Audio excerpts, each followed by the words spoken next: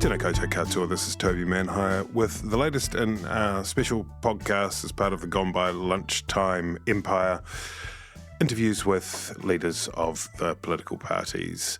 A few days ago, David Seymour, the leader of the ACT Party, came in for a conversation, and we covered a bunch of territory, including Nelson Mandela and race relations and the treaty and ACT's housing policy and whether or not it was a Nimby's charter. David Seymour accused me of being in the pocket of Judith Collins, which was curious. Also, he really didn't love the mentions of Winston Peters, and there are quite a few mentions of Winston Peters over the course of the podcast, so there's a content warning for you if it's not for you.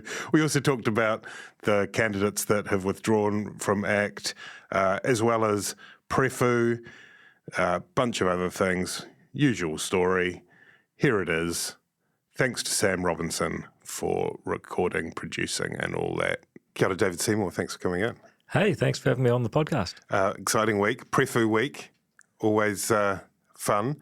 What is that? What did the numbers say to you when you looked at them in terms of your policy? First of all, what does it mean for New Zealand? It's part of a long, slow slip. So it's not a catastrophe in the sense that, there's going to be a run on the dollar and New Zealand's going to sort of have to get bailed out by the rest of the world. But it does show that basically even 2 years after COVID, in fact, even 3, 4, 5 years after COVID, New Zealand is going to be borrowing money and paying large amounts of interest on what it's borrowed to keep the party going. There's no sort of hope or aspiration that the country starts paying its way. And you see that in the trade deficit, that what New Zealanders are buying and consuming is maybe first world, but there's a deficit in terms of what we sell to the rest of the world, and you can only do that for so long. So it's more the lack of sustainability, it's that long, slow slip, and really the lack of hope and aspiration. More concerned about it than the debt to GDP, which is relatively modest compared to similar countries. No, you can make all sorts of arguments about what the right debt to GDP measure is, and once you take all of New Zealand's indebtedness, it's not such a pretty picture. It's also true that this government's actually changed the way that they measure debt to GDP, which I think is unfortunate. However, my point is that we're putting aside the position of debt to GDP. Things are getting worse. You don't see a country that is actually raising productivity and paying its way and really giving hope. It's almost a sort of a long goodbye, and that was the overall I guess tenor of the Prefu, and I think we could do a lot more better than that and have a lot more hope than that. You put out your alternative budget commendably early, as the Greens did, really. Now what do you do? Do you go back and chuck all these new numbers into the spreadsheet and make a few difficult decisions? Yeah, that's right. So if you look at compared with the budget update that, it was only 6 months ago or so, this is, in fact, less than this, 4 months ago, things have got substantially worse. The government spending is tracking higher. Inflation looks like it will stay higher for longer. The tax take is going to be lower. So, unemployment is higher. So that means there's going to be more people on benefits. So that costs more money from a government point of view. So all of the numbers are kind of harder. And so our basic view is reduce expenditure. There's a lot of things that government's currently doing that I don't think it needs to do. I don't think people would miss. Actually spend more money in a few select areas where actually I think the government's doing enough or doing well enough. And then with the remainder, reduce people's taxes. That's our basic proposition, and I think we'll still have something like that. But obviously when new numbers come out, you've got to check what that looks like. Do you think in terms of National's tax plan, and they haven't put out their fiscal plan yet, do you think that they need to revisit that in light of the Prefu? Well, of course, the claim of their tax plan is that it doesn't really change much because really not reducing much expenditure at all. I mean, you got $140 billion odd of government spending. They're promising to reduce about $1 billion of that, so they're basically spending the same. And then they're cutting taxes somewhat, but they're also raising other taxes. So because it's a relatively small adjustment in just about every way, then they might still get away with it. But I haven't looked at their numbers. Already got one party to look after. I don't know if I can take on a second one. All right. Okay. So you're turning down the opportunity to lead the National Party at this point. It's good to have that on the record. A lot of people ask, from within the National Caucus, you mean? I don't know, the ones in the caucus are a bit more discreet, but some of the other national people have over the years, yeah. Okay. The poll that came out on Monday night, the News Hub read, what was your gut response to that? Be honest. Your gut response when you see those numbers, was it, oh shit, we've dropped by 2 points? Or was it, hooray, the right bloc, the putative National Act Coalition has gone up by 2 points and New Zealand First are out of the picture? Well, really none of the above, because what you got to remember is that Reid Research's last poll was like 3 months ago. Yes. And so when you say you've dropped 2 points, I mean, there was a Reid Research poll in May, there's one in September, and those 2 points different. In between that, there's been a whole lot of polls, some of which have had ACT as high as 18 just last week, others are on 14, others on 12, and then their one comes along at 10. I think the last TV1 one was at 13. So, I mean, you wouldn't really read a lot into that one number. What does your own internal polling say? 13. 13? Okay. Has it been reasonably consistent around that? You haven't It's seen been, a drop? I actually want to check that they're actually doing the poll every week, because it's been 13, 13, 13. So, I don't know. What should we tell them this week? 13, send the bill. No, I think that the people doing that polling for us are serious people. Does your poll have New Zealand First over 5? No, they're pretty consistently below. And, a lot of people go on and they want to talk it up. But at the end of the day, if your basic proposition is everything's terrible, I'm the guy that made it that way, but I'll also be the guy to fix it. It's, that's not a very credible proposition. That's their underlying problem. What's your assessment of the political record, the political character of the Right Honourable Winston Peters?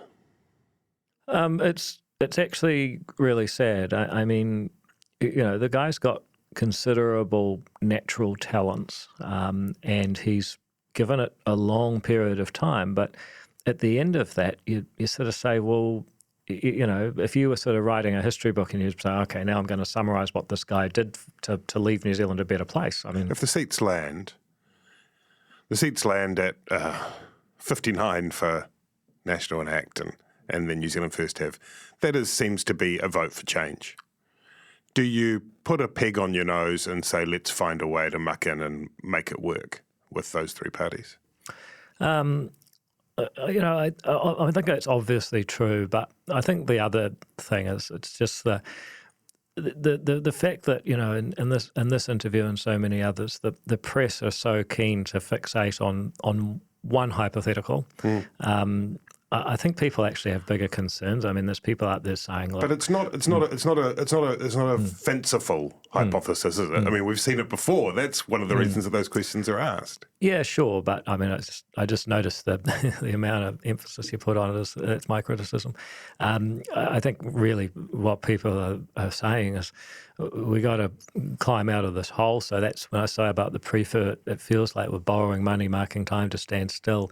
The questions are, how do you raise productivity? How do you get the regulatory state to keep people safe from major harms, but also not tie up so much of people's time in compliance rather than production? How do we make sure that we've got an education system that actually means a poor kid with not much advantage at birth can end up going to one of the world's top universities if they've got the talent? I don't think that in terms of living standards and social mobility, or even just public safety or building enough homes. I mean, there's so many substantial problems that New Zealand has right now.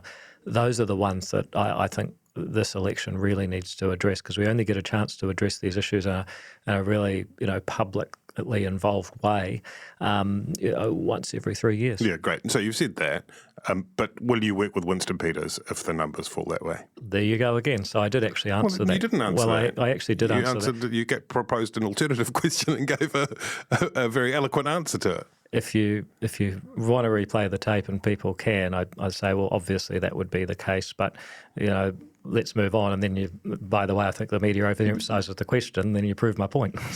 Okay. So forgive me if I missed it. Your answer was yes, if it comes to it, of course.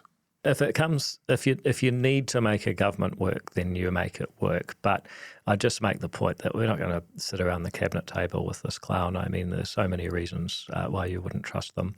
And so you end up with some sort of governing arrangement. But like I say, it's not very likely. It's actually hypothetical. And I think that, people spend far too much time over-egging it. And I find that actually in itself quite sad, because even an outfit like the Spinoff, which I view as a place that's actually there for some healthy, honest discussion and debate, here we are again. Let's talk about your launch coming up in a few days at the Civic. I was at your what did you call it, the election year rally, I think. Real Change Now. At the Sky City Theatre. That's right. You had a bright yellow Suzuki Swift driving onto stage. How are you going to top that at the Civic? It's the problem with having so many vehicles involved in your campaign, isn't it? You're going to bus? You never know. Maybe Big Pinky will drive onto the stage. We don't know. I wanted to offer a suggestion. Sure. I went to the Civic some years ago with my children to see Mary Poppins, and Mary Poppins went on like a fly wire from the back of the circle. I like it, yeah. So the technology is there. Is that something that you might do? Well, now you've mentioned it, You've got squillions on the war chest, You could maybe that's the best. Maybe the best use of our money is sending me in on a flying fox. And then I've got a follow-up question: would Mary Poppins vote for the ACT Party? Well, you never know. I mean, we're against a sugar tax, so that's certainly something that she would probably support. I don't think she would want a sugar tax, because otherwise she wouldn't be able to get the medicine to go down. Okay, that's good. My rejoinder is that means that you're in favour of a nanny state. Well, but she might be a single issue voter. I mean, she might be tolerant of our liberalism, the fact that we're pro-choice on euthanasia and abortion and free speech, and that we're live and let live type people. She might be able to just sort of ignore all of that and be a single issue voter on the sugar tax, which I suspect she is. She'd just be banging on asking annoying questions about Winston Peters, probably, wouldn't she, Mary Poppins? No, I think she'd have a lot more focus than you. This kind of all the dead people who would or wouldn't vote for ACT, which is kind of tipped over into absurdism, and that's fine. But on the Mandela thing, just want to pull you up on that.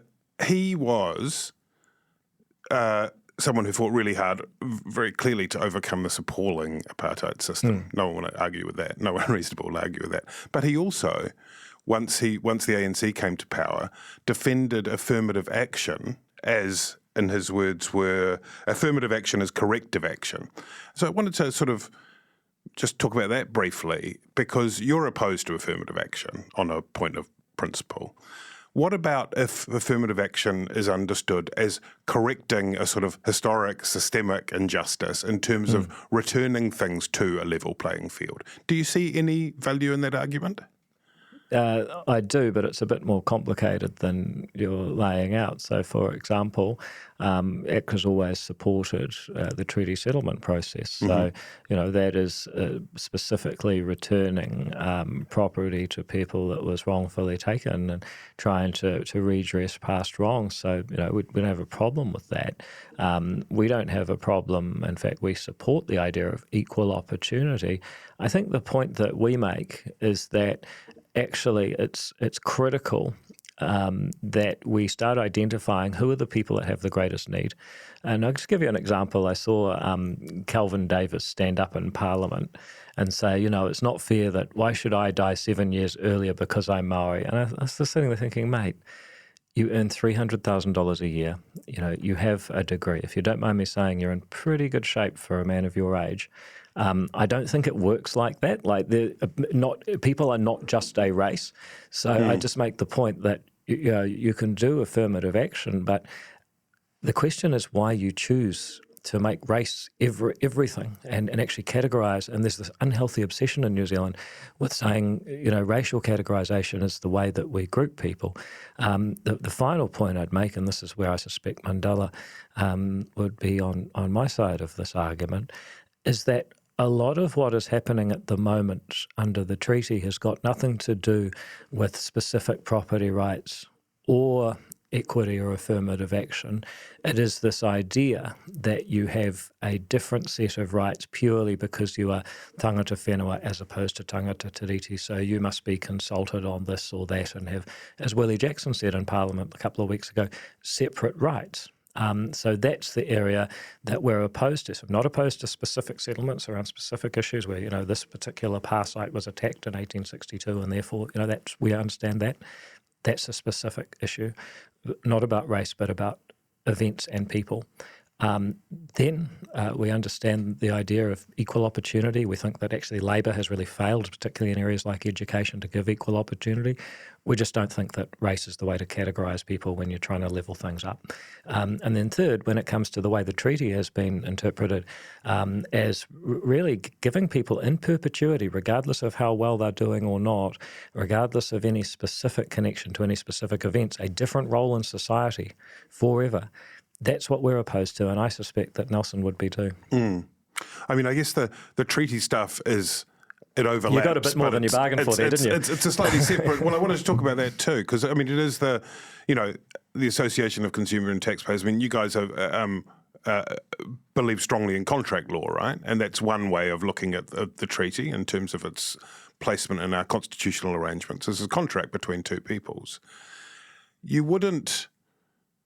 If you had a contract dispute, that's something you take through the courts, isn't it? Rather than to a referendum, which is what you're proposing. I'm not sure, though, that the contract actually applies a different set of rights to people based on race forever. When I heard Jacinda Ardern say it's a partnership between races, I'm not quite sure that's right. What the contract guaranteed was the same rights and duties to all people, actually the same rights and duties as citizens of England at that time, which of course has evolved through parliamentary lawmaking over time. So, you can argue that the courts should be the only arbiters of what the treaty means for 140, 180, 183 years now. I would argue that actually the ordinary person through a democratic state has the right to make choices about their own constitutional future. And at some point, whether you've been here for 15 generations or one, you are equally a part of that state and equally have a say about how it goes forward. Otherwise, what you're really saying is that there will be almost a caste of people who were contracted in way, way, way before anyone alive today has any memory or even connection to, and that you'll always be born different on that basis. I think at that point, you've probably answered your own question. Do you accept, and I'm very sorry to bring Winston Peters back into this, it wasn't my intention.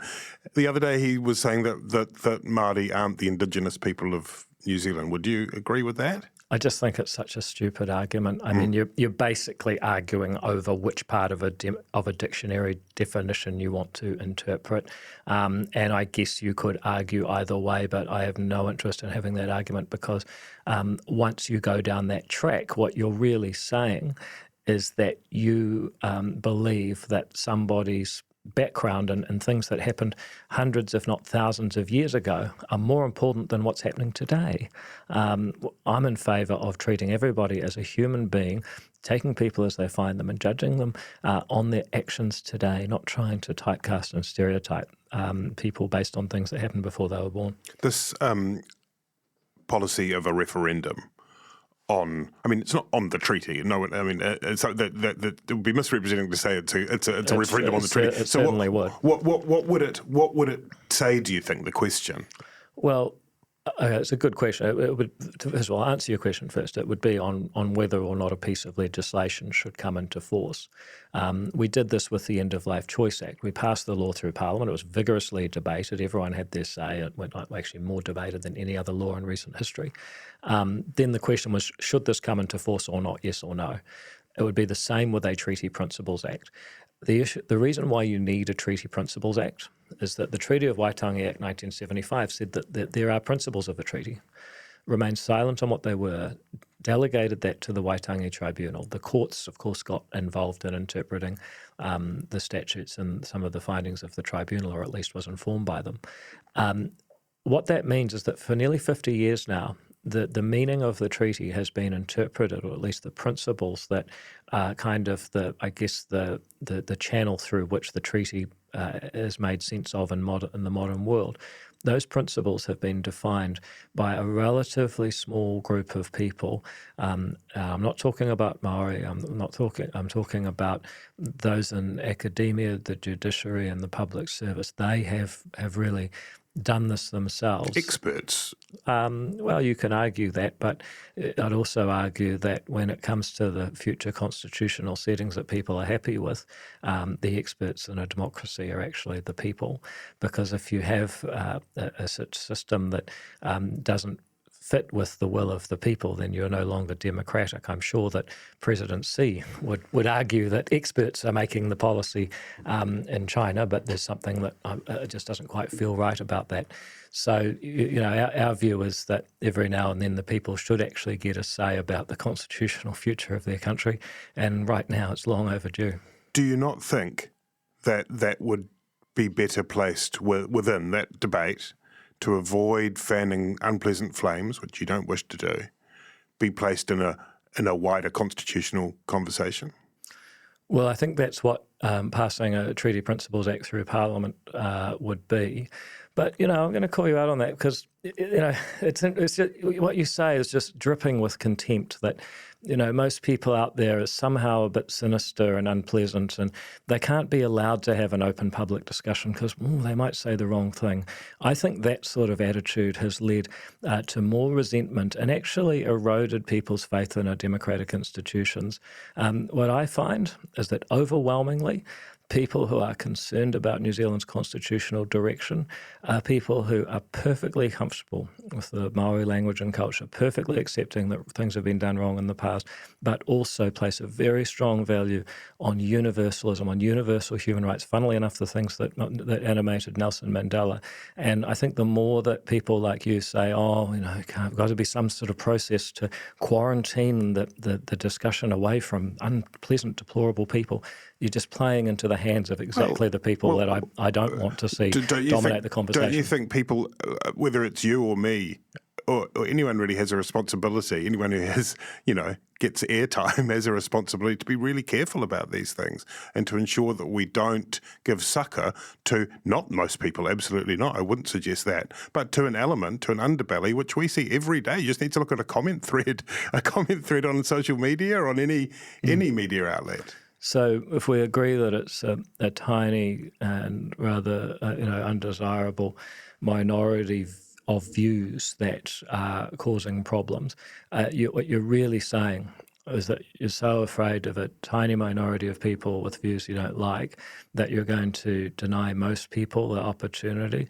to have a fulsome, honest, healthy debate about the constitutional future of their country, because that's not logical either. Yeah, I guess my point would be that whether or not it was specifically described as the Treaty of Waitangi being the item that's discussed, whereas that might sit within a wider constitutional discussion. I don't necessarily want to wheel Jeffrey Palmer out again, but, Please don't. I'd rather you went back to Winston Peters. All right, let's talk about housing, because that's a policy that came out recently. Your position on housing is to scrap the RMA, which you'll be very hard-pressed to find anyone who's going to stand up and defend the RMA as it is. But then to remove consents. Explain to me why Explain to me why that policy doesn't pave the way for leaky buildings 2.0. Yeah, so a couple of things. First of all, the resource management and resource consents, that's issue one. And we do think the Resource Management Act needs to be replaced and the underlying principles of the new Act need to be different.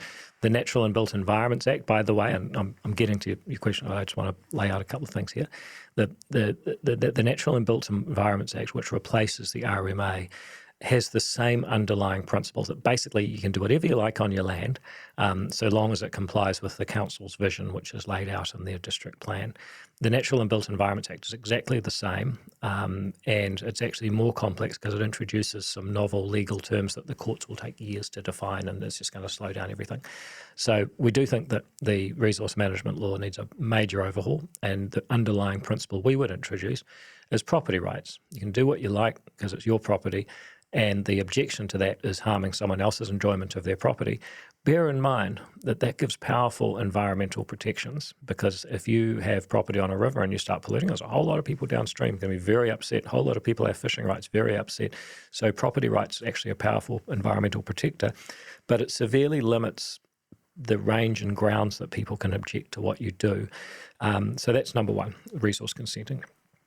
Number two is infrastructure funding. So we share half the GST on local council, on construction with the local council. So for council consents, gives resource consent for something, it ends up being a $500,000 build. Then, the construction activity, 15% of that $500,000, 75 grand, they get half of that. That's 37.5 grand goes to the council for saying yes. That's a way to incentivize them to get building.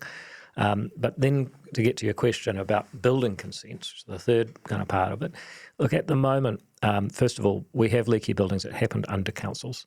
One of the fallouts of leaky buildings is that councils have become ridiculously cautious, but because they're so cautious, they do really detailed inspections, and the more they inspect, the more liability they take on because they're involved in the decision. And so you've got to a point where they're unbelievably conservative. They don't like new innovations. They don't like new techniques. They don't like new materials. They've just massively pushed up the price of doing anything. Classic example, we pretty much have one type of plasterboard in New Zealand. I mean, it's insane. And the reason for that is that to use a different type of plasterboard, you need a council to sign it off. And if you're a council, you just say, well, if we say yes, we take on a risk. It's a tiny risk, but why bother? If we say no, then other people will pay more for gibboard, but it's not our problem. So that's at the core of your issue. What we say is you should be able to opt out of council inspections for new builds if you have insurance, and the government's role is to specify the quality of that insurance so that when you hand over a new build, it comes with an insurance policy that the government has specified as up to scratch. But, of course, if you're an insurance company and someone comes along and says, look, we got this great building technique, these great materials from Japan. They build faster. They put it together in a couple of days. It's warmer. It's safer. There's so many reasons why you do this, and it's half the price. Then as an insurance company, you might say, yeah, we'll insure that. Here's your premium. And I think if we were to go down that track, would a lot of people use it? Maybe. Would some people use it? Almost certainly. I just think we need to start introducing new choices in New Zealand. We're so conservative, and we're not getting where we need to get. We're not solving the problems we need to solve. So it's really just about, how about we try something new? How about we do a bit more innovation? It sounds to me risky. I mean, that's exactly what I mean. To the gibboard point, yeah. Absolutely. Ridiculous, absurd. Yeah. And we saw that but isn't that bad regulation rather than too much regulation? Okay, but how do we get to good regulation then? Well, that's over to the politicians to fix. To throw it over to private insurance does seem like quite a drastic corrective. Not really. A lot of things are privately insured in New Zealand. Insurance has been around for hundreds of years. It's not a new or scary concept. I just think that giving people a different option might lead to better results. And if we're not prepared to try anything new, we're not going to get anywhere. And if you really think that you're safe with the councils doing it, they managed to screw up leaky buildings. They can do it again. So it's not even that you have a guarantee of safety right now. This the other thing that is intriguing to me is this idea that you need, I think it's 70% of your neighbour's approval if you want to put in medium density That is David Seymour, MP for the leafy suburb of Epsom, defeating in hand-to-hand combat David Seymour, leader of the classical Liberal ACT Party?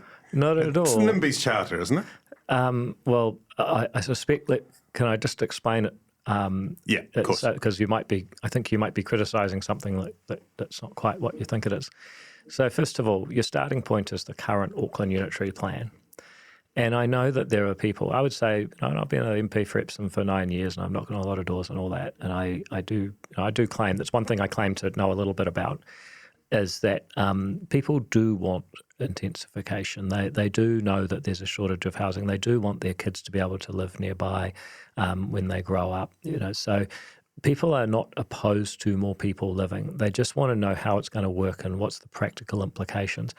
I think if you actually say, look, you may currently be mixed housing suburban, but you could upzone as a street to mixed housing urban if you wanted to, which means you can basically go a story higher and put an extra unit per section.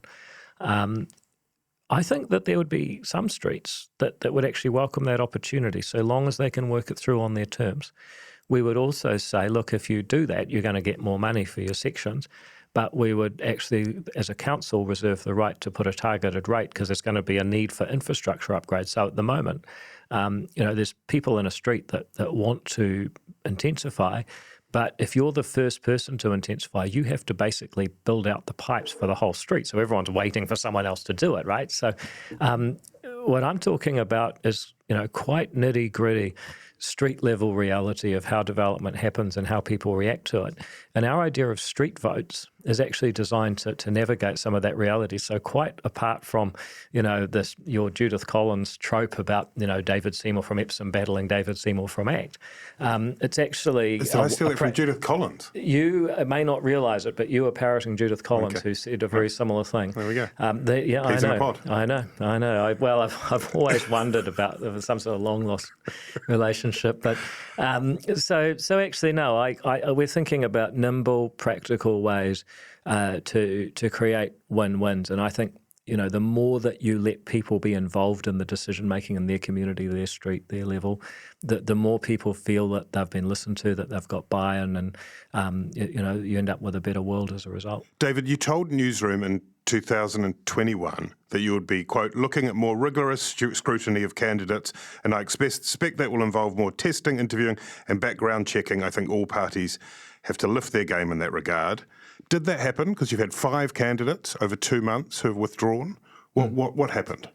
Well, first of all, yes, it did happen. And if you go through them, and I don't want to, let me just preface this by saying I think it's a bit distasteful to chase people out of the political arena after they've left. So I'm not going to be really specific and say this one did that. But that's fine. But if you think about a few different reasons someone might leave, some people just said they weren't happy with their list placing. Some people might say, look, now I'm doing this, my family's suddenly not so keen, so I'm actually not going to do that anymore. Other people might say, well, actually, look, it's just not what I expected generally. Then you can imagine how 1 or 2 or 3 people might have had reasons like that. And then you say, okay, there's one person who made a LinkedIn comment that I just think is absolutely unacceptable. That comment was made almost 2 years ago. We missed it, and that was a failure. That's the only one that I really regret. The other one made a comment about vaccination that I actually disagree with, but I don't think it's the end of the world. I think we need a bit more healthy disagreement. That person left for other reasons relating to the fallout from the reporting of that. So, once you work through it, you start off with, oh my God, 5 people have left, it's the end of the world. And then once you work through it, you're like, actually, you know what? We live in a democracy where we ask people to give up their weekends, their privacy, their time with their family for absolutely nothing other than the fact that they're contributing to their party and our election. And, if a few of them get in, do it for a couple of weeks and say, actually, I'm I'm not that keen on being number 51 on the ACT list anymore. I think they should be able to drop out without like TV1 doing a sort of nightly witch hunt of like, this is the end of democracy as we know it. Because as I said to you at the beginning, I just think there's one or two more important things. But come on. A nightly witch hunt, that's not fair. I mean, really? Normally you've got this real sang-froid. You've got an ability to respond to criticisms and you take them on the chin. And I compared to some other politicians, why has this one got under your skin so much? Oh, I actually think that the way that TVNZ have made it their second story, their lead political story, I mean, on the same day that, the Maori Party co-leader got suspended from Parliament, something that happens once a decade, I actually do take exception to, that level. That's not reporting the news. That's basically campaigning. So I actually do have an issue with that. And then they're reasonable questions, aren't they? But as I said, it's the level of emphasis. Okay. And it is. I don't know how closely you've been following this, but it's on multiple nights, and you have to ask, is this a news? Is this a news channel that is trying to report the news, or a news channel that is massively disproportionately emphasising one issue when there are clearly other bigger issues happening at the same time that they didn't report? So I actually do think that sometimes, Toby, the media need a bit of accountability too. And then you put them in their place and they say, oh, well, David Seymour's upset. Well, actually, yeah, I am upset when people don't do their job or, misdo their job. And I think sometimes, the real issue is that maybe a few other people don't like being held accountable. The thin skull. Yeah, interesting. Yeah. Look, you've got to go. Last thing. Helen Clark. I was listening to The Ninth Floor the other day, great series. Can we talk for a moment, though, about how many awesome candidates we have? Like Brooke Van Velden being, the number one rookie MP in 3 years, Nicole McKee doing fabulously, Todd Stevenson, a guy, a high flyer from Australian corporate life, coming back to New Zealand and slotting into a Q&A interview like a pro on the first day. Andrew Hoggard, the former president of the Federated Farmers. Recruitment, Andrew Hoggard. Hell of a great guy. Yeah, I mean, good. Karen Chur, who's just gone from strength to strength. Mark Cameron, fantastic. Cameron's you've got to find the password for that Twitter account. I mean, he's not a great Twitterer, I'll be the first to admit. Simon Court, the only guy in Parliament who's actually laid asphalt properly. Paramjit Parmar, I mean, PhD in science, successful export business, broadcasting career. Laura Trask, pharmacist, runs a business of 25 people, fantastic representative for government. That's just our top 10. You're doing all this without taking a breath. It's really, that's just our top 10. I mean, I can go through our teams as well if you like. No, it's fine. It's fine. It's good. You did it. You've done it. That's fantastic. That's great. But look, this isn't a party political broadcast. There's all of your materials on your website. You make this case all the time. Let's spend at least as much time talking about the candidates you can vote for, who are fantastic. I think you did very impressively there. Listen, okay, look, you've got to go. Helen Clark. Cameron Luxton, builder Clark. from Tauranga. Where's David Seymour, by the way? Is the other David Seymour in the mix this time? David Seymour, not me, has motor neuron disease, and I actually was at his 60th birthday a few months ago, but unfortunately David's condition means that he won't be able to stand this time. Oh, sorry to hear that. Shout out to David Seymour. Yeah. No, he's still a legend, and always will be, but he's not up to campaigning anymore, unfortunately. Helen Clark, Ninth Floor. She's not standing for us. She's not on your list this time. The history of New Zealand has been of Labour governments which made a lot of progressive changes, and in order to get elected, national parties agreeing not to change too much and life goes on. Could have been David Seymour who said those words, though. That's your thesis, isn't it? Well, I mean, maybe Helen Clark will be voting for ACT. Who knows? But I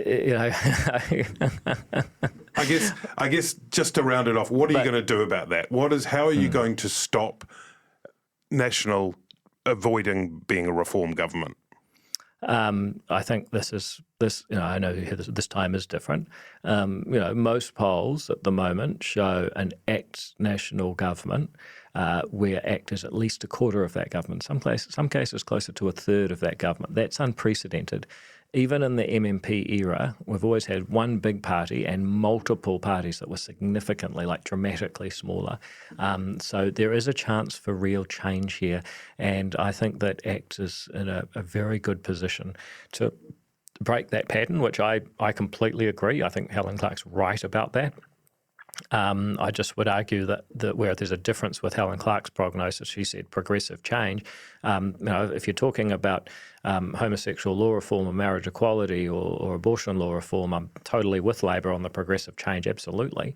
But when it comes to the role of the government in the economy, I think Labor have expanded it beyond what's reasonable, and National have failed to put it back in the box. And due to that burden of tax, government spending and regulation, we've all been poorer and less able to solve a whole range of environmental and social problems than we otherwise needed to be due to that lack of ambition by National to cut back Labor's excesses in the economy. And that is where ACT comes in. And you're willing to forego power to ensure that that happens? No, I'm willing to forego baubles and limos and titles for myself if I find and judge, along with my colleagues, that we are able to have more influence on the next government by sitting on the crossbenches and negotiating with them vote by vote, than by actually taking the baubles for ourselves. And I think people have been pretty shocked to hear that. Oh, how could you possibly do that? I would say, look, it's obviously not our preference. We'd much rather be, in there tight, holding hands with the Nats and implementing a work program. And I think that's probably where we'll get to. But I just make the point that, we're not going to be bought out by the baubles. And some people are sort of shocked by that, but I think it's the right thing to do. When I turned down being a minister to get end-of-life choice done, that was the right thing to do then, and it's still the right principle now. David Seymour, thank you very much. Thank you.